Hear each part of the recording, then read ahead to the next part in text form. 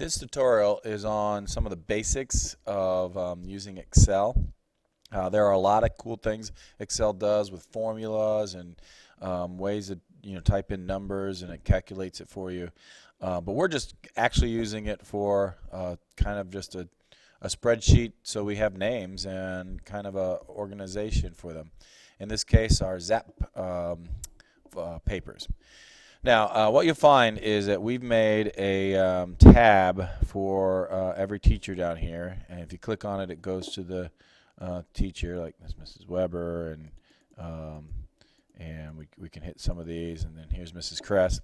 And then across the top here, we have their names, and then we have the dates for when they come to ZAP. First thing you want to do is change the names on here. This is last year's list. So you can just simply highlight those guys and hit delete and delete those.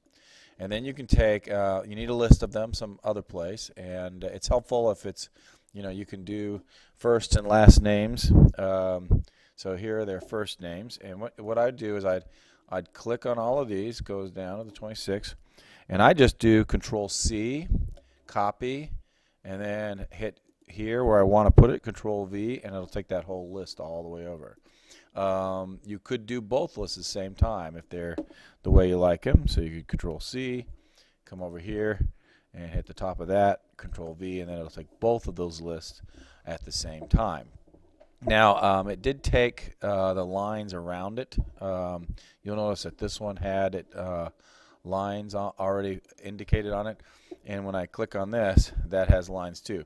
So if you want to come up here to Format and then go to Cells, there's several things you can do: alignment in front, and then borders right here, and I just want to hit none, and I hit none, and that takes them all away. Now, I did take away this part right here, and I'll show you how to get that back in a second. Now, if you just want to change this one at a time, like her time to coming this year might be a little different, and so you want to put that in there, and that'll take care of that. I keep her name bold at the top. Here's where we put the dates. Now, the first one is the date. The second one is not a date. See how that disappeared up there? It's only in the first cell, but it keeps going, which is nice.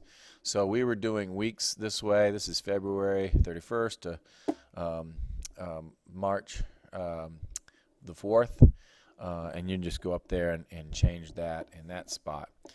And then let's say, okay, so I want to get this back to looking the same. Let me see here. So I'm going to go all the way down to the bottom, and I would then go up to Tools, or Cells, excuse me, Format, Cells, and it had a dark outline, and then the inside were little lines like that. You say, okay. Oh no, that's not right. You gotta play with that on that, with what you want that to look like.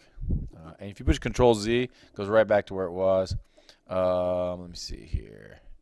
I would do it this way. Maybe we go down on, if you just wanted that line, so you just highlight that line and maybe do that. That looks better. And then we have the, I like the 5 lines, so you go down 5, and that kind of helps us line those up.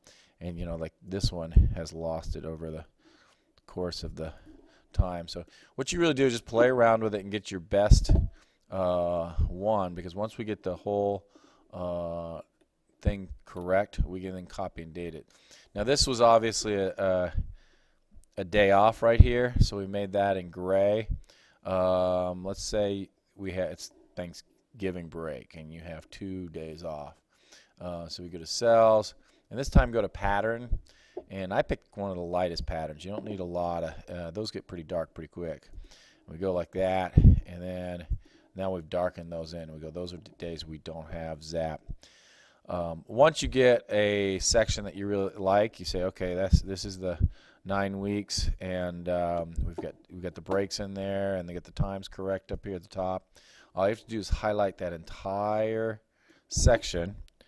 You can go to Edit, Copy, or you can see there's the shortcut right there, Control C. You can push, I like the shortcuts like that, Control C, and then if I go to the one right next to it and click right where you want to start it, up the right hand corner, And once again, you go to Edit, Paste, but you can also see that's Control V. So I'm going to hit that up there again, Control V, and now those two marks are there, and all the times are the same. So that way you can get the 9 weeks and just kind of click through these tabs and change all of them that way. So it's copy and paste, copy and paste, copy and paste. So that's how you change the the calendar part, and then change the name tags on there if you wanted to come back every 9 weeks and add a name.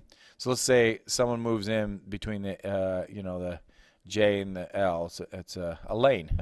If there was a David Lane that came in here, what we would do is I would copy all those, and you could go to Cut, which is Control X. Watch what happens when I push Cut. When I push Cut, and then I just want to put it down here, I stick there and go V, or Paste. And what it did was it pasted them all down a little bit, and then I can add my student in alphabetical order if I wanted to. And that way we add students, or let's say I want to take a student out, I just go like this, Control X now, and what that does is when I click up here and push V, it erases what this is and it adds it up one more. So that's one way to kind of edit the names a little bit. And I think that's about it. Don't forget to save it when you're done, or save as, and then you're ready to go. I hope this answers the questions on how to do the Excel as far as names go.